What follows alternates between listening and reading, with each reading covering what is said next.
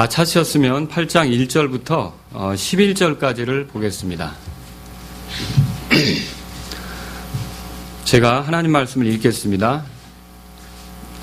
여러분 눈으로 같이 보시면 좋겠습니다. 예수님께서 올리브산으로 가시니라. 그분께서 아침 일찍 다시 성전으로 들어오시니 온 백성이 그분께 나오매 그분께서 앉으사 그들을 가르치시더라.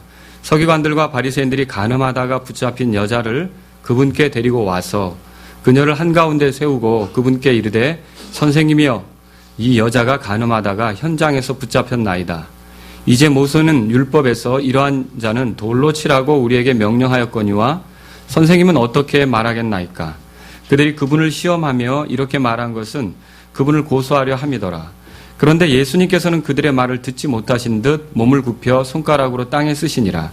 이에 그들이 계속해서 그분께 물으니 그분께서 일어나 그들에게 이르시되 너희 중에 죄 없는 자가 먼저 그녀에게 돌을 던지라 하시고 다시 몸을 굽히사 땅에 쓰시니 그들이 그것을 듣고 양심의 가책을 받아 나이가 가장 많은 자로부터 시작하여 마지막까지 하나씩 빠져나가매 오직 예수님만 남고 그 여자는 한가운데 서 있더라.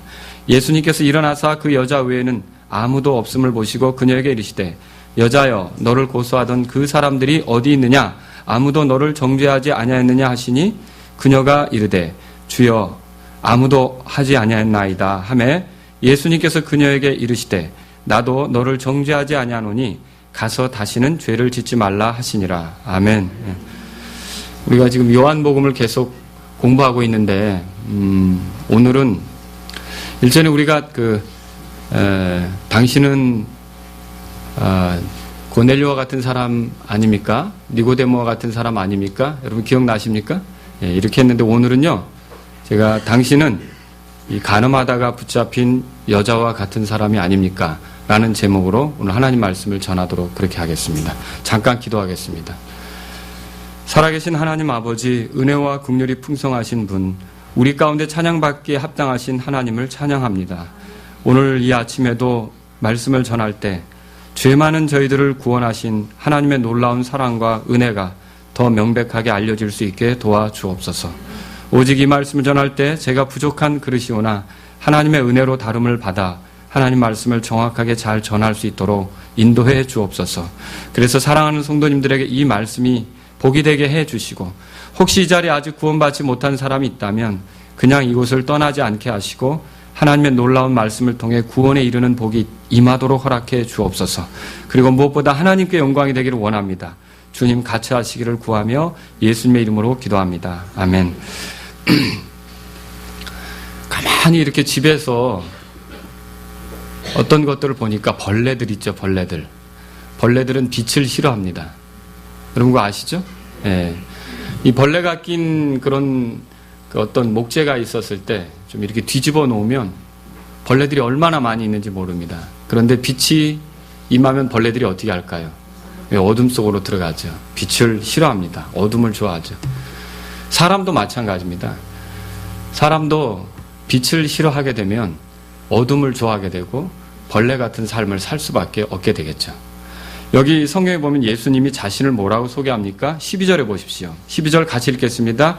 그때 예수님께서 다시 그들에게 말씀하여 이르시되 나는 세상의 빛이니 나를 따르는 자는 어둠 속에 다니지 아니하고 생명의 빛을 얻으리라 하시니라.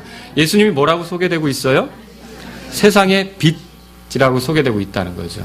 이 빛이 하는 일이 뭡니까? 빛은 어둠을 드러내죠. 어둠 속에 있는 게 뭔지를 밝힙니다. 그리고 빛은 옳게 바르게 나아갈 수 있는 것을 제시하죠. 그래서 예수님께 오는 사람들은요, 자기가 그동안 어떻게 벌레처럼 살았는지를 보게 돼요. 왜냐하면 예수님 빛이시니까. 그리고 예수님께 온 사람들은 또 어떻게 되느냐 하면 무엇이 바른 길인지를 깨닫게 돼요. 그래서 예수님은 세상의 빛이십니다. 그래서 우리에게 올바른 삶의 길을 안내해주는 그런 분이 되신다라고 하는 거죠. 오늘 이 말씀을 읽어보면요, 이제껏 벌레처럼 살아왔으나 빛을 만나 새로운 인생을 걷게 된 여자가 나옵니다. 여러분 그 여자가 오늘 이 본문의 주인공이 되겠습니다. 사실 이 여자를 우리가 꼼꼼하게 살펴보면 이 여자가 삶이 바뀌게 되는데 이 여자에게 일어났던 사건을 살펴보면서 이 여자와 주변에 있었던 사람들이 나눈 대화와 이 예수님이 하신 말씀들, 이런 것들을 살펴보면서 우리가 좀 발견할 수 있는 게 있습니다. 구원에 관한 진리를 더 선명하게 발견할 수 있다는 거죠. 어떤 거냐면 누가 구원에 이를 수 있는지, 또 어떻게 구원에 이를 수 있는지, 또 왜 구원에 이를 수 있는지, 이렇게 구원에 이르는 대상, 또 구원에 이르는 방법, 그리고 구원에 이르는 목적, 이런 것들을 이 성경 말씀을 통해서 정확히 알 수 있다는 거죠. 만일 우리가 이런 공부를 하게 된다면, 이 가운데 구원받지 못한 분이 있다면 적지 않게 어떻게 구원받는지, 또 누가 구원받는지, 이런 것들을 보면서 도움을 받을 수 있을 것입니다. 그리고 만일 구원받은 분들이 이 자리에 대부분 그렇다고 생각하는데 있다면, 그분들은 자신이 받은 구원으로 인해 하나님을 찬양하는 시간이 될 줄로 믿습니다. 그래서 오늘 이 시간 제가 여러분에게 세 가지로 구원에 관한 진리를 중심해서 말씀을 드리고자 합니다. 첫 번째는 뭐냐면 누가 구원에 이르는가라는 거죠. 여러분, 구원에 이르지 못하면 결국 죄인으로 인생을 살다가 벌레처럼 소망 없이 살다가 영원히 벌레 취급을 받는 거예요. 지옥에 들어가면 손발이 결박이 되고 불타는 곳에서 비명을 지르는데, 그 모습이 부활로 예수님의 형상을 지닌 영광스러운 존재들하고는 다릅니다. 벌레 같은 꼴이 되는 거죠. 그곳에서 영원히 불타는 지옥에서 자기 죄값을 치르게 되는 것이죠. 우리가 이 부분을 살펴볼 때 누가 구원에 이르는가가 상당히 중요한데, 왜 그러냐면 사실 모든 사람이 구원받는 게 하나님 뜻이죠? 근데 대답해 보세요. 모든 사람이 정말로 구원받습니까? 그렇지는 않다는 거죠. 꼭 어떤 사람들만 구원을 받게 된다는 거죠. 그렇기 때문에 도대체 어떤 사람들이 구원받는지 알 필요가 있다는 거죠. 물론 구원에 있어서 모든 것은 하나님의 은혜로 진행되는 걸 믿습니다.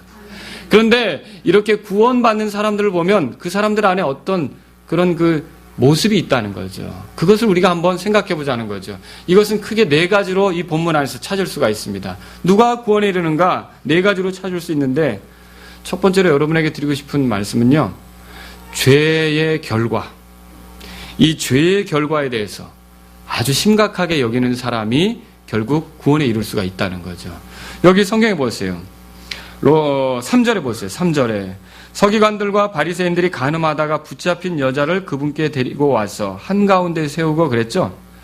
이 영화나 연극 같은 데 보면은 이 장면을 많이 소재로 해서 이렇게 사람들에게 보여주기도 합니다. 제 기억에도 그때 제가 청년 시절이었던 것 같은데 제 여동생이 간음 중에 붙잡힌 여자 역을 했었던 것 같아요. 근데 그때 이 바리새인 흉내를 내던 형제 하나가 그 내 동생을 얼마나 심하게 팽개쳤던지 울었어요. 연기하다가. 근데 성경을 보면 이 내팽개친 게 아니고 그 가운데 서 있다고 돼 있어요.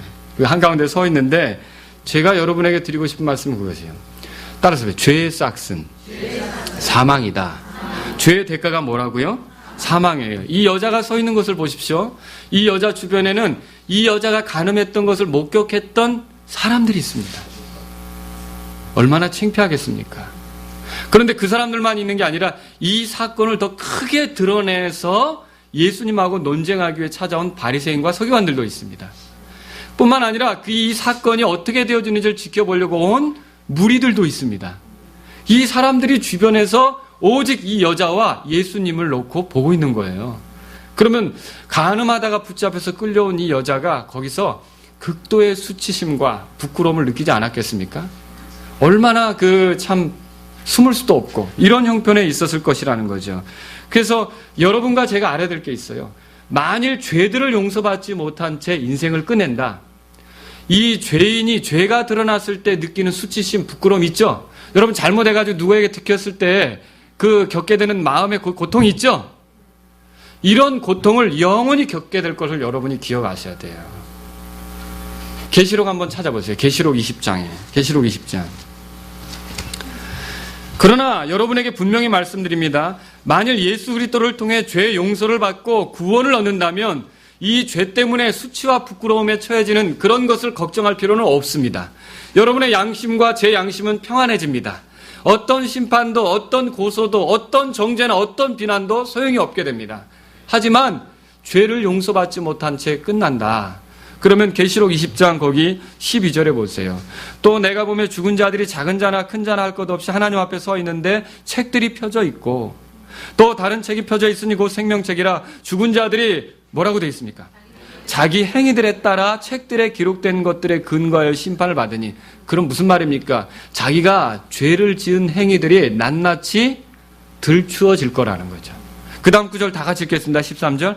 바다가 자기 속에 있던 죽은 자들을 내주고 또 사망과 지옥도 자기 속에 있던 죽은 자들을 넘겨주매 그들이 각각 뭐라고 되어 있어요? 자기 행위들에 따라 심판을 받고. 만약 이 사람이 어떻게 행동했는지를 알지 못하면 어떻게 심판을 하겠습니까? 그런데 그 사람이 행동해온 것들이 낱낱이 기록이 되어 있다는 거죠. 그러니까 죄인들이 심판을 받을 때 자기의 죄들이 다 들춰주게 되는 거예요.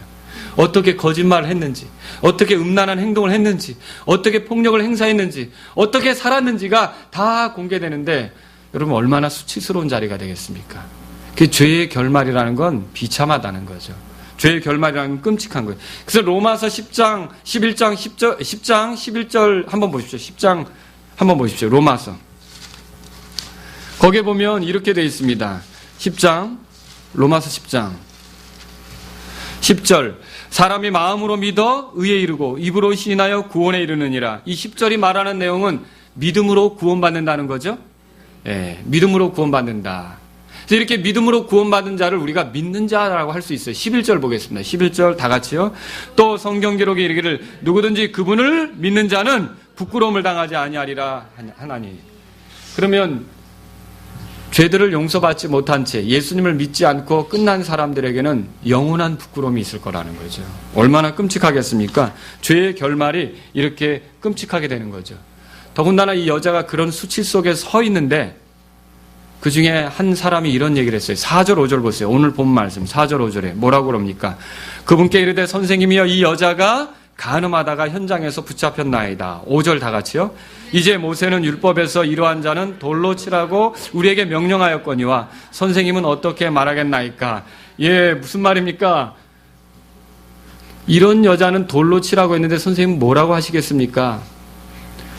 사실 로마법에 의하면 로마 사람들이 얼마나 문란했는지 간음 가지고 사형에 처하지는 않았어요. 그리고 사실 로마법에 의하면 유대인들이 함부로 누구를 죽이거나 이렇게 할 수는 없는 거예요. 그럼에도 불구하고 우리가 성경을 잘 살펴보면 스데반이 돌 맞아 죽은 사건이 기록되어 있더라고요. 그리고 사도 바울도 돌 맞아서 거의 죽은 줄로 알고 사람들이 갖다 버린 적이 있고요. 여러분 읽어보셨죠? 그러면 이때에도 이게 금해지긴 했지만 공공연하게 유대 종교에 도전을 한다든지 율법을 거역한다든지 이렇게 하면 돌 맞아 죽는 일이 있었습니까? 없었습니까? 있었다는 뜻이죠. 그럼 이 여자가 거기에 섰을 때 자기가 간음하다가 붙잡혔고 모세의 법에 의하면 돌로 치라고 그랬는데 율법에 의하면 돌로 치라고 했는데 거기서 무엇을 느꼈겠습니까? 이제는 이제 죽었다. 여러분 따라서요. 죄의 싹슨 사망. 예, 죄의 싹슨 사망이죠. 이제는 죽었다. 여기서 이렇게 느낄 수밖에 없었다는 거죠. 자, 이 여자가 오늘 예수님께 어떤 소리를 듣느냐면 나도 너를 정죄하지 아니하노니 가서 다시는 죄를 짓지 말라. 여러분 누가 구원받느냐면요. 죄의 결과가 심각하다는 걸 깨달아야 돼요. 이 자리에서는요. 이 여자만큼 이 주변에 있는 사람들 이 많은 사람들 속에서 이 여자만큼 죄의 심각한 결과에 의해서 느끼고 두려워했던 사람이 없다는 거죠. 이 여자는 지금 그렇게 느끼고 있는 거예요. 저는 오늘날 복음을 전하러 갔다가 좀 그렇게까지는 말하지 않았으면 하는 소리를 들을 때가 있어요. 어떤 소리냐면 이런 거죠. 지옥의 심판에 대해서 얘기할 때 이대로 살다가 지옥에 가죠 뭐. 여러분 들어보신 적 있으십니까? 이게 얼마나 강박한 말입니까? 죄의 결말, 죄인이 당하게 될 마지막에 대해서 가볍게 생각하는 사람은 절대로 구원받을 수가 없습니다. 예수님께서 이렇게 말씀하셨어요. 마가복음 펴보세요. 마가복음. 이 지옥의 문제를 여러분이 절대로 가볍게 생각하면 안 되는 것입니다. 9장 43절에 만일 내 손이 너를 실족하게 하거든 그것을 찍어내버리라. 불구가 되어 생명에 들어가는 것이 두 손을 가지고 지옥에 곧 결코 꺼지지 않는 불 속에 들어가는 것보다 내게 더 나으니. 이거 누가 한 말입니까? 예수님 하신 말씀이에요. 여기서 예수님께서 우리가 천국 가기 위해서는 다 불구자가 돼야 된다라는 말을 하신 겁니까? 그거 아니죠.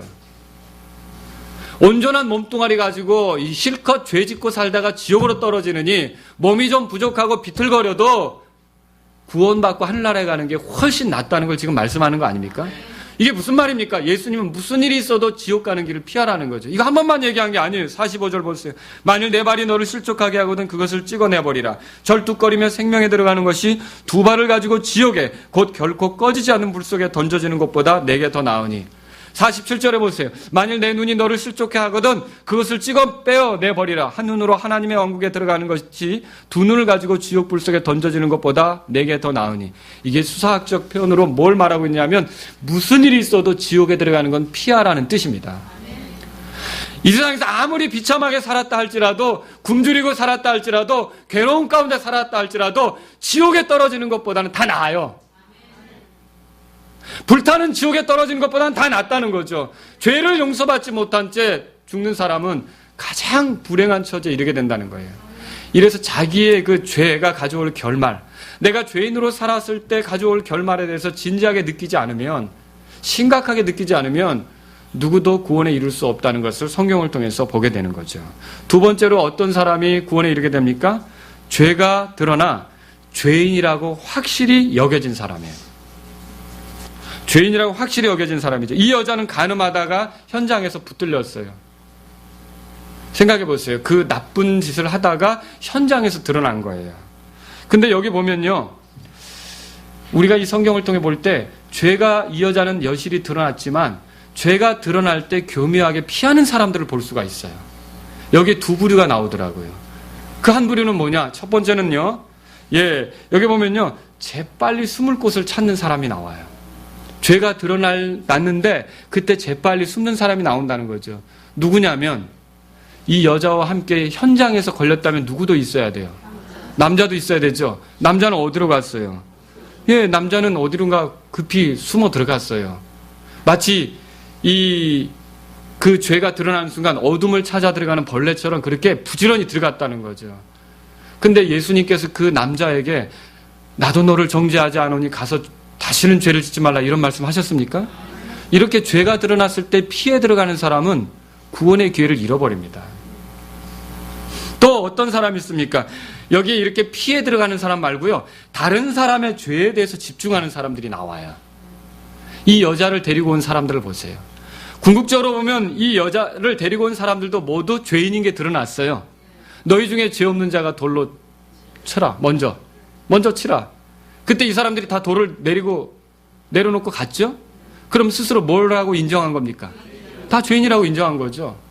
그런데 이렇게 죄인이라고 인정했으면 그때 거기에 있었어야 되지 않습니까? 근데 이 사람들도 슬그머니 피했죠. 자, 이 사람도 아까 그 간음증에 걸린 남자처럼 행동을 한 건데 본질적으로 이 사람들이 왜 그럼 죄인인 걸 깨닫지 못했느냐? 다른 사람의 죄에 집중했다는 거죠. 누구의 죄예요? 여러분은 이제 여인의 죄라고 그러죠. 맞습니다. 여인의 죄도 여인의 죄인데 놀랍게도 이 사람들의 관심은 어디 있냐면 여인보다도요 예수님을 더 죄인 만들려고 했어요. 예수님에게서 더 죄를 보고 싶어 했어요. 예수님에게서 더 어떤 결함을 드러내고 싶어 했어요. 여러분 아시겠죠? 이게 다른 사람의 죄에 주목하고 다른 사람이 뭐가 잘못됐는가를 찾고 이렇게 하는 사람들은 결국 자기가 죄인인 걸 봅니까? 못 봅니까?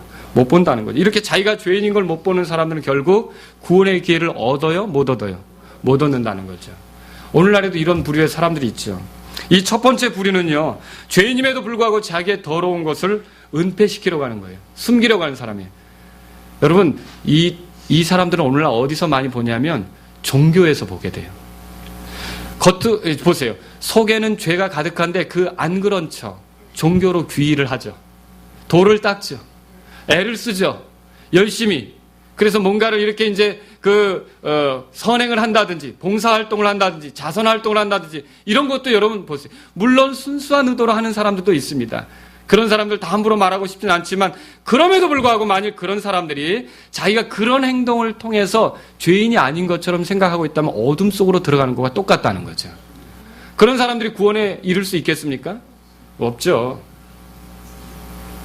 만일 인도에서 평생을 가난한 자들을 위해서 일했다고 할지라도 그 사람이 그 행위가 자기 자신의 그 죄를 은밀히 은폐시키기 위한, 그래서 내가 이렇게 살고 있다라는 걸 드러내기 위한 행동이라고 한다면 여러분 그 사람이 구원의 기회를 얻겠습니까? 놓치겠습니까?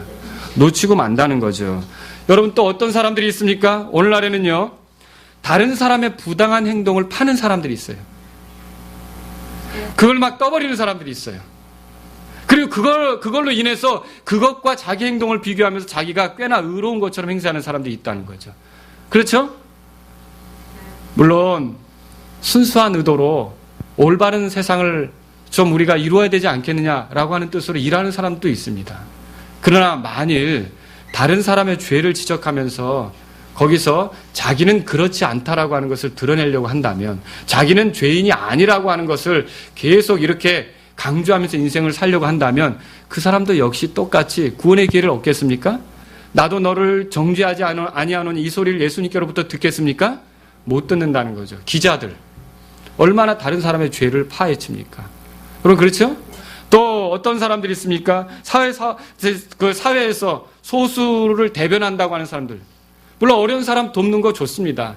그렇지만 그렇게 행동하면서 어떤 그 소수자들을 공격하는 사람을 비난하면서 자기는 의로운 것처럼, 여러분 우리 모두가 다 똑같은 거 아닙니까? 그렇지 않습니까? 인권 운동을 하는 사람들 다 어떻게 보면 훌륭하기도 하지만 그런 이면에 그런 것을 통해서 나는 저 사람보다 의롭다라는 생각이 여기서 쌓이기 시작하면 그 사람이 예수님께 내가 너를 정죄하지 아니하노니 이 소리 듣겠습니까? 못 듣는다는 거죠. 스스로 자기가 죄인인 것을 정직하게 인정하지 않는 사람들은 구원의 기회를 얻어요? 얻지 못해요? 얻지 못한다는 거예요. 오늘날 그런 사람들이 많아요. 착각 속에 빠지는 사람이 많아요. 심지어 이 교회에 다니기 때문에 교회 안 다니는 사람보다 이 교회에 오래 다닌 이후로 내가 더 의롭다고 생각하는 거 똑같습니다. 교회에 다니든 안 다니든 하나님 앞에서는 다 죄인이에요. 누가 누구보다 더 의로운 게 없다는 거죠. 모두가 다 속을 뒤집어 보면 속에서 다 더러운 것이 있고요. 행동으로 옮기지 않았을 뿐이지 어떤 건 은밀히 옮긴 것도 있고요. 다 똑같은 죄인 아닙니까? 그런데 끊임없이 자기를 감추려고 하죠. 죄인인 걸 인정하지 않으려고 하죠. 그런 사람들의 구원의 기회가 옵니까? 오지 않는다는 거죠. 나도 너를 정죄하지 아니하노니 이 소리 들을 수 있습니까? 듣지 못한다는 거죠. 잠언 28장 보세요. 하나님 말씀을 여러분이 주위에서 들을 필요가 있어요. 하나님 말씀을. 잠언 28장.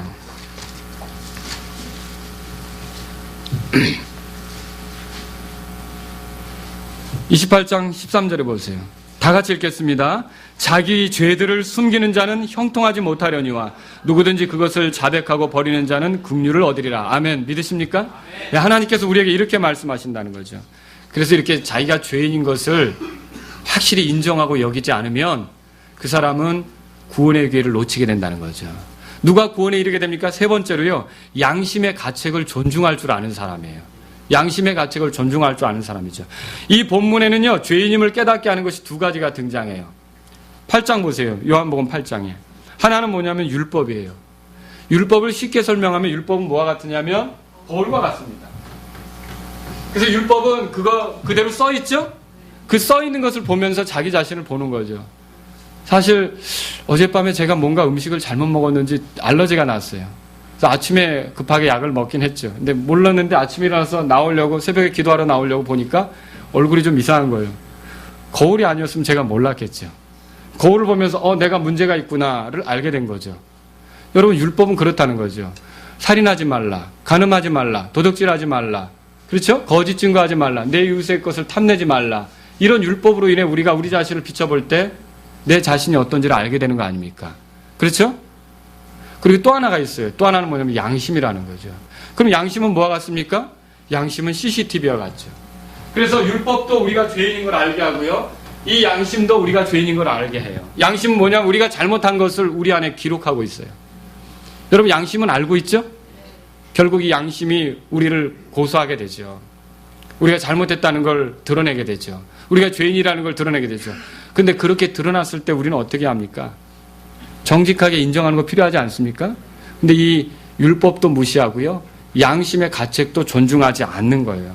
사실 이 사람들이 여기서 양심의 가책을 받았다고 써 있어요. 9절에 그렇게 써 있죠? 그들이 그것을 듣고 뭐라고 돼 있어요? 양심의 가책을 받아. 그럼 양심의 가책을 받았으면 어떻게 해야 돼요? 거기 그 여자가 서 있습니다. 그러면 이 사람들 돌을 놓고 갈 게 아니라는 거죠. 어떻게 해야 돼요? 예수님 옆에 엎드려져서 사실 저도 심각한 죄인입니다. 이렇게 자백했어야 되지 않습니까? 또 그 양심의 가책이 그들에게 있었다면 이 여자가 돌을 맞을 게 아니라 제가 돌 맞을 사람입니다. 주여 저를 좀 불쌍히 여겨주세요. 이렇게 요청해야 되지 않습니까? 그런데 어떻게 했어요? 양심의 가책이 있는데도 돌을 내려놓고 벌레가 어둠 속으로 들어가듯이 이 사람들이 빛을 앞에 두고도 어둠을 향해 숨어 들어갔던 거죠. 그들에게 구원이 임했습니까? 그들에게 내가 너희를 정죄하지 아니하노니 이 소리가 있었습니까? 없었다는 거죠. 여러분, 베드로가 예수님을 만났을 때 뭐라고 했는지가 기록이 돼 있어요. 들어보십시오. 오 주여 내게서 떠났소. 나는 죄 많은 사람입니다. 여러분 들어보셨습니까? 또 이사야가 주님을 대면했을 때 했던 말이 성경에 써 있어요. 화로다 나여 망하게 되었다. 나는 입술이 부정한 사람이요. 입술이 부정한 백성의 한가운데 거함으로 망하게 되었나니. 자기 자신이 망하게 된 것을 주님 앞에 얘기한다는 거죠. 또 여러분 보세요. 성전에 기도하러 올라갔던 세리하고 바리새인이 있었죠. 바리새인 뭐라고 기도해요? 난 저 사람 같지 않습니다. 그런데 하나님께서 누구를 의롭게 했다고 예수님이 말씀하십니까? 세리를 의롭게 했다고 말씀하시죠. 세리는 어떻게 기도했는데요? 이렇게 기도했어요. 단순해요. 하나님이여 죄인인 내게 긍휼을 베푸소서. 자기를 뭐라고 인정한 거예요? 죄인이라고. 여러분 왜 사람들이 구원받지 못합니까? 양심의 가책으로 죄인인 게 드러났는데도 계속 죄인 아닌 것처럼 행세를 하려고 하는 거죠. 이런 사람에게 구원의 은혜가 주어진다? 구원의 은혜를 누릴 수 있다? 생각할 수 없는 일이라는 거죠. 여러분 하나님께서는 이렇게 말씀하셨어요.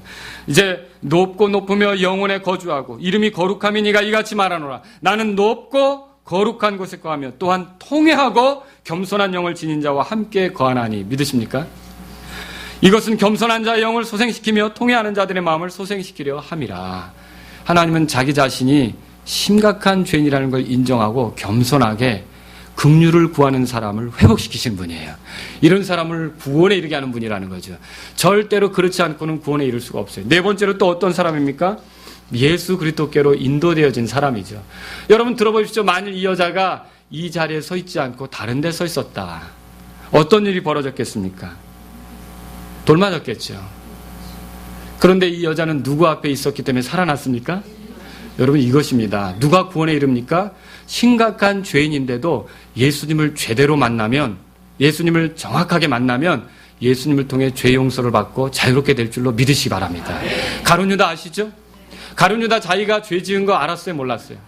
예수님 팔아넘긴 게 부당한 일이라는 거 알았어요? 몰랐어요? 이게 이게 흠없는 피를 흘리는 나쁜 일이라는 거 알았어요? 몰랐어요? 그래서 그 일을 되돌리고 싶어가지고 자기가 받은 은 있죠? 이걸 가지고 와서 제사장들에 찾아갔잖아요. 제사장들에게 찾아간 이유가 있어요. 자기 죄를 해결하기 위해서는 제사장들이 필요하거든요. 그렇지 않습니까? 율법에 의하면 제사장들이 해결해 주잖아요. 그런데 그걸 가지고 찾아갔는데 제사장들이 뭐라 그랬어요? 이거 우리가 상관할 바 아니다. 아니 그 사람이 죄를 느끼고 왔으면 제사장들이 도와줘야 될 거 아니에요. 그런데 그 제사장들 모두가 예수님을 증오하고 싫어하니까 그 사람을 도울 수가 없었던 거예요. 그 가룟유다는 잘못된 곳으로 간 거죠. 원래 누구에게로 갔었어야 해요? 예수님을 기다리고 있었어야 되죠. 베드로도 3번 부인했어요. 베드로와 이 가룟유다의 죄가 별로 다르지 않아요. 그러면 베드로가 주님의 부활을 기억하고 이렇게 약속을 기억하고 거기에 남아있었던 것처럼 가룟유다도 스스로 목숨을 끊을 게 아니라 내가 이렇게 심각한 죄를 졌지만 주님이 나를 용서하시기 위해서 십자가에 못 박히셨다면 내가 주님을 좀 만나야겠다. 주님 앞으로 가야 되는 거 아닙니까? 근데 주님 앞으로 간 게 아니라 어디로 갔어요? 나무로 갔죠. 나무에 가서 스스로 목매달았죠. 자기가 죄를 해결받을 수 있을 거라고. 여러분 잘못된 겁니다. 죄인이 구원에 이르는 길은 예수님께 와야 합니다. 예수님께서 우리의 죄 때문에 십자가에서 피 흘리셨기 때문에 예수님의 공로로만 죄에서 우리가 용서될 수 있습니다. 그 피는 우리를 죄에서 깨끗하게 하는 피입니다. 그러므로 엉뚱한 데 가 있다면 절대로 구원받을 수 없다는 것을 우리가 알아야 되는 거예요. 여러분 그런데 보세요. 오늘날도 그런 사람들 많아요. 죄인인 걸 느꼈는데요. 엉뚱한 데 가서 빌고 있어요.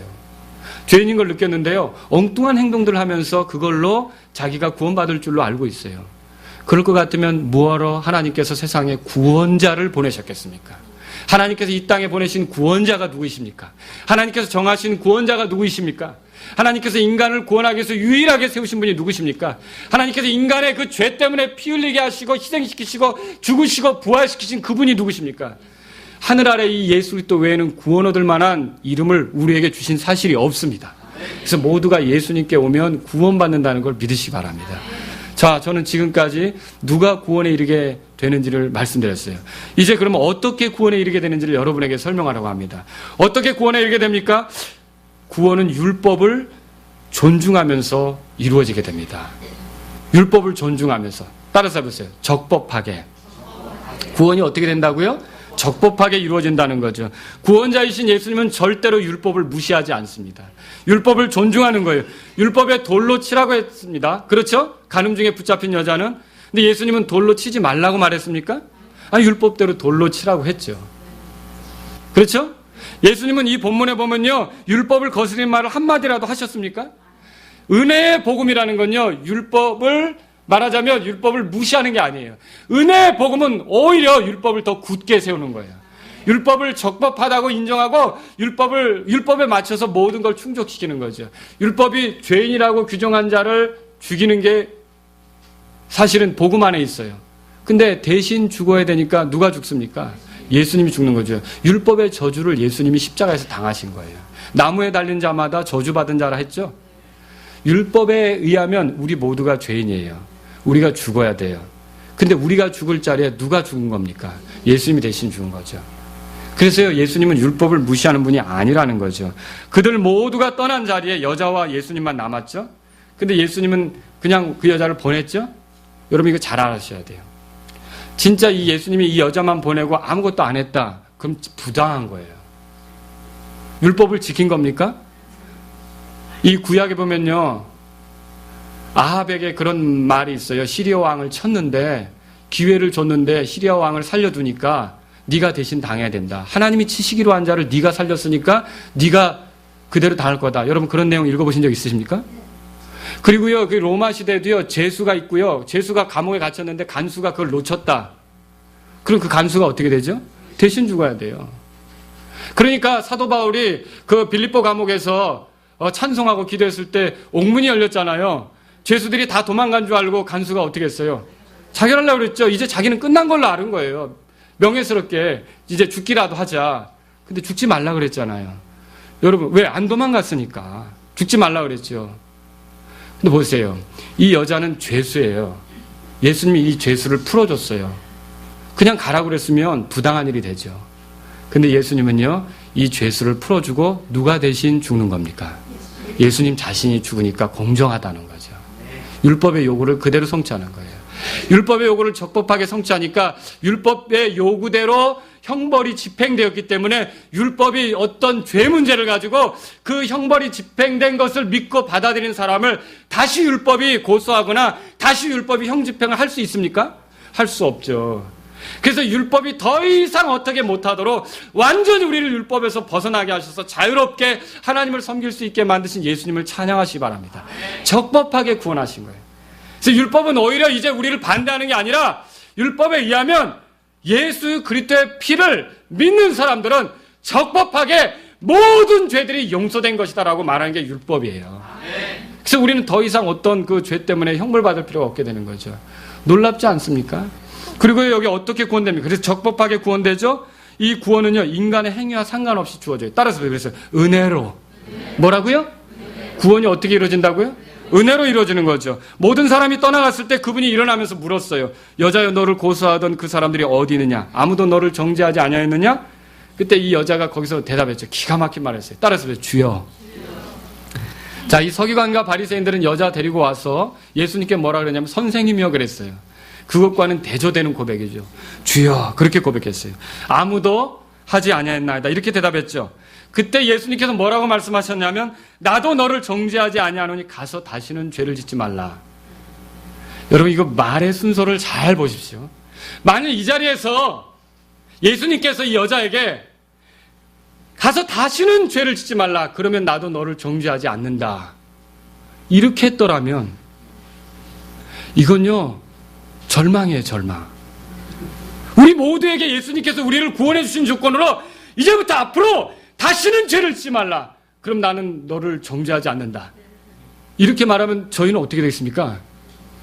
절망이에요. 절망. 끝난 거예요. 경배도 없어요. 모든 게 다 우리는 소망이 없는 거예요. 영원히 지옥으로 가야 되는 거예요. 근데 순서가 어떻게 돼 있어요? 나도 너를 정죄하지 아니하노니. 뭐가 먼저 나왔어요? 예, 정죄하지 않는다는 거. 용서가 먼저 나왔죠. 우리의 행위와 상관이 있어요, 없어요? 상관없어요. 그저 하나님께서는 이 예수 그리스도가 대신 죽으시는 거, 부활하시는 그 공로에 의지해서 우리를 이렇게 정죄받지 않는 삶으로 인도하시는 걸 믿으시기 바랍니다. 이 구원이 뭐예요? 은혜로 되어지는 구원이에요. 그러면 가서 죄를 짓지 말라는 건 뭐예요? 구원받은 사람의 그 결과죠. 여러분, 이걸 얘기하고 있어요. 그래서 하나님은 어떻게 구원하십니까? 적법하게 은혜로 구원하시는 걸 믿으시기 바랍니다. 그냥 만약에 적법하게 하지 않았다면요, 우리 구원 맨날 비난받아야 돼요. 마귀가 아주 끊임없이 비난할 거예요. 저렇게 부당하게 그냥 풀어지는 것이 어디 있냐. 세상에도요, 누구는 세금 열심히 뺏어가고요, 아주 그 서민들의 세금은 열심히 뺏어가고요, 열심히 힘으로 뭔가를 해가지고 엄청나게 벌어들인 사람 거는 안 갖다 바치고 환수가 안 되고, 그러면 어때요? 국민들도 이거 적법하지 않다는 거죠. 부당한 것에 대해서는 모두가 이구동성으로 다 얘기하지 않습니까? 하나님께서 인간을 구원하시는데 적법하게 하지 않고요, 그냥 풀어주기만 했다, 그냥 사랑해서 용서만 했다, 이거 있을 수 없는 거죠. 값이 지불돼야 되는 거 아닙니까? 누가 값이 됐습니까? 예수님이 값이 지불됐죠. 율법이 요구하는 희생, 율법이 요구하는 죽음, 죄의 삭은 사망이라고 한 그 사망, 이걸 누가 다 겪으신 거예요? 예수님이 겪으신 거죠. 그러므로 여러분은 적법하게 구원받았으니까 안전합니다. 또 은혜로 구원받았기 때문에 뭘 하려고 막 노력할 필요가 있어요, 없어요? 구원을 위해서? 없죠. 여러분, 주님을 찬양하실 수 있기 바랍니다. 자, 세 번째로 드리고 싶은 말씀이 있습니다. 왜 구원에 이르게 하느냐라고 하는 거죠. 왜 구원에 이르게 하느냐? 정죄함이 없게 하려고 구원에 이르게 하는 것입니다. 이 현장에 있던 사람들 모두가 누군가를 정죄할 수 있다 하더라도, 정죄할 수 없다 하더라도, 왜냐하면 자격이 안 되죠. 정죄할 수 있는 분은 한 분 있어요. 누굽니까? 예수님이죠. 왜냐하면 예수님에겐 죄가 있어요, 없어요? 예수님은 죄가 없으시죠. 그런데도 예수님은 정죄하지 않으셨어요. 여러분, 이거 잘 들으셔야 돼요. 왜 예수님은 정죄하지 않으셨을까요? 예수님은 왜 정죄하지 않으셨을까요? 이미 예수님께서 이 부분에 대해서 말씀하셨어요. 요한복음 3장 보세요. 요한복음 3장. 이 정죄라는 건 그분이 오신 목적하고 맞지 않아요. 그분의 초림 목적하고 맞지 않아요. 재림 때에는 정죄하고 심판하실 겁니다. 만일 우리가 초림의 은혜를 누리고 있고 오신 예수님, 구원자로 오신 예수님을 받아들였다면 우리에게 있는 건 이 예수님의 초림 목적이 우리에게 그대로 적용되는 거죠. 그럼 초림 목적이 뭐냐는 거예요. 3장 17절 보세요. 3장 17절 뭐라고 써있습니까? 다 같이 읽겠습니다. 시작. 하나님께서 자신의 아들을 세상에 보내신 것은 세상을 정죄하려 하심이 아니요 그를 통해 세상을 구원하려 하심이라. 아멘. 예수님이 오신 목적이 뭐라고요? 정죄라고요? 아니죠. 구원하려는 점을 여러분과 저는 잊지 말아야 돼요. 왜 우리를 구원하셨습니까? 정죄 속에 있지 않도록 하기 위해서. 정죄가 있으면 형벌이 따라오게 돼요. 형벌이 있으면 우리가 자유롭지 않잖아요. 그렇죠? 근데 이 정죄에서부터 벗어나게 하는 거죠. 주님이 우리에게 오신 까닭이 거기 있다는 거예요. 우리가 자유롭게 하나님을 섬길 수 있도록 만들어주는 거죠. 국회의원들이 국민을 위해서 산다고 하죠. 그 국민을 위한 법안을 통과시켜야 되는 거죠. 그런데 국민을 위한 법안은 뒷전으로 두고 당파 싸움을 하고 있어요. 만약에. 그러면 그게 제대로 되는 겁니까? 아니죠. 이게 목적을 상실한 거 아닙니까? 여러분과 제가 예수님을 믿을 때 잘 생각해 보세요. 하나님께서 우리에게 구원을 주신 건 정죄의 함정 속에 지내는 게 아니라는 거죠. 우리가 구원받은 사람으로 더 거룩하게 나가고 구원의 목적에 맞게 가기를 원하는 거죠. 근데 나도 모르게 정죄의 함정 속에 빠져 있는 것은, 그래서 우리가 본연으로 가야 될 길을 가지 못하고 계속 나를 정죄하면서 있는 것은 주님 앞에서 어떤 열매를 내놓겠습니까? 내놓지 못하겠습니까? 내놓지 못하죠. 여러분과 제가 알아야 돼요. 그러므로 우리는 정죄 함정에 빠지지 말아야 합니다. 구원받았다면요, 이 정죄는요, 마귀가 좋아하는 일입니다. 마귀는 하나님의 율법을 들이대면서 죄로부터 돌이켜 거룩하게 사는 삶을 추구하게 하는 대신 넘어진 사실로 정죄감에 빠져 허우적거리게 해요. 그러나 예수님은요, 우리가 넘어진 순간에도요, 정죄 속에 오래 있는 거 원치 않으세요. 빨리 털어버리고 나를 구원하신 목적에 맞게, 주님이 이 땅에 오신 목적에 맞게 내가 정죄 없다, 예수 그리스도 안에는 정죄함이 없다. 이 믿음을 가지고 성령을 따라 걷는 걸 원하시는 걸 믿으시기 바랍니다. 도대체 예수님을 믿는다는 열매가 뭡니까? 우리가 계속 죄를 짓고 넘어지고 또 정죄 속에 있고 하나님 앞에 헌신하지 못하고 부지런히 나가지 못하고 우울해하고 힘들어하고 낙심하고 절망스러워하고 이런 게 우리의 삶이란 말입니까? 하나님은 이걸 원하지 않습니다. 예수 그리스도를 통해 우리를 구원하신다면 그 목적은 정죄 속에서 벗어나서 거룩하게 살도록 하는 데 있다는 걸 믿으시기 바랍니다. 넘어졌어요? 부족함이 드러났어요? 약한 게 드러났어요? 힘없는 게 드러났어요? 세상 사람들을 따라가는 모습이 드러났어요? 빨리 털어버리십시오. 이 정죄 속에 있는 거 하나님의 뜻 아닙니다. 마귀가 좋아하는 거죠. 주님, 저는 구원을 위해서 이 거룩함을 위해서 구원받았으니 제가 일어나길 원합니다. 의로운 자는 7번 넘어질지라도 또다시 새롭게 일어난다. 7번이 뭡니까? 완전한 숫자라고 그러죠. 완전히 넘어진 것 같아도 또다시 일어나는 게 구원받은 사람이라는 걸 믿으시기 바랍니다. 이 예수님이 왜 우리를 구원하셨습니까? 구원에 이르게 하는 목적이 뭡니까? 거룩하게 살게 하려는 거죠. 그래서 이 말이 있는 거예요. 따라서 보세요. 가서 다시는 죄를 짓지 말라. 이 정죄 속에 있지 말라고 하니까 또 죄를 져도 되는 줄로 여러분 생각하시면 안 됩니다. 예수님은 죄를 가볍게 다루시지 않습니다. 여기서 죄는 구체적으로 이 여자가 범했던 간음죄를 또 짓지 말라는 의미가 되겠죠. 물론 확대하면 우리에게 적용한다면 우리가 구원받기 전에 했던 그런 다양한 죄들을 반복적으로 하지 말라는 의미가 되겠죠. 여러분, 우리가 행위로 구원받습니까? 아니죠. 우리는 예수 그리스도를 통해 믿음으로 구원받죠. 그렇죠? 예수 그리스도를 믿는 믿음으로 예수 그리스도로 인하여 구원받는 게 맞죠? 그런데 구원받은 사람의 삶에 행위의 변화가 있습니까? 예, 있죠. 가서 죄를 짓지 않으려고 하죠. 여러분, 그런 거 경험해 보셨습니까? 죄를 지으려고 할 때 힘든다는 거 여러분 경험해 보셨습니까? 여기 싸움이 있다는 걸 경험해 보셨습니까? 그리고 죄에 넘어졌을 때 분함이 있다는 걸 여러분 경험해 보셨습니까? 다시 이런 순간이 오면 이렇게 하지 말아야지 하는 그런 여기 열망이 있는 거 여러분 보셨습니까? 죄와 싸우려고 작정하는 마음이 있다는 거 아십니까? 죄를 이기려고 하고 죄를 죽이려고 하고 이런 마음이 내 속에 있다는 걸 여러분 구원받은 사람들은 다 알 거예요. 구원받지 못하면 어떻게 됩니까? 아무렇지도 않죠. 누구나 다 그렇게 사는 것인데. 여러분, 그래서 왜 구원에 이르게 하시느냐? 정죄 가운데 있지 않고 거룩하게 살도록 하기 위해서 구원에 이르게 하는 걸 믿으시기 바랍니다. 그게 바로 우리의 구원에 이르게 하는 목적이라는 거죠. 자, 저는 말씀을 정리합니다. 왜 사람들이 구원받지 못합니까? 죄의 결과, 죄인의 마지막을 가볍게 생각하기 때문이라는 거죠. 이 자리에서도 그런 분이 있다면 구원 기회 없습니다. 또 죄인인 점을 정직하게 인정하려 들지 않기 때문이라는 거죠. 이 자리에도 그런 분이 있으면 구원받지 못합니다. 깨닫게 하는 양심의 가책을 묵살하기 때문이라는 거죠. 설령 죄인이라고 드러났어도 자기 죄 때문에 피 흘리시고 죽으시고 부활하신 예수 그리스도께 오지 않기 때문에, 그분께 맡기지 않기 때문에 구원받지 못한다는 거죠.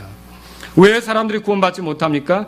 율법의 판단과 요구는 무시한 채, 적법하게 모든 것이 되어지는 건 무시한 채 복만 받고 싶어 하죠. 자신의 노력으로 되는 것처럼 생각하고 있죠. 그러니까 구원받지 못하는 거예요. 은혜가 없으면 아무도 구원받지 못합니다.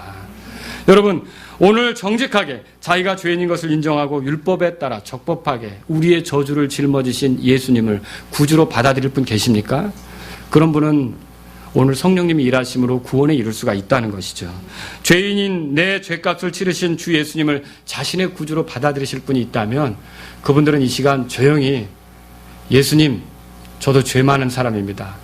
저의 죄 때문에 죽으셨다고 계속 지금 설교가 되고 있는데 제가 예수님의 공로로 인하여 죄 용서받기를 원합니다. 라고 도움을 요청하실 수 있기를 바랍니다.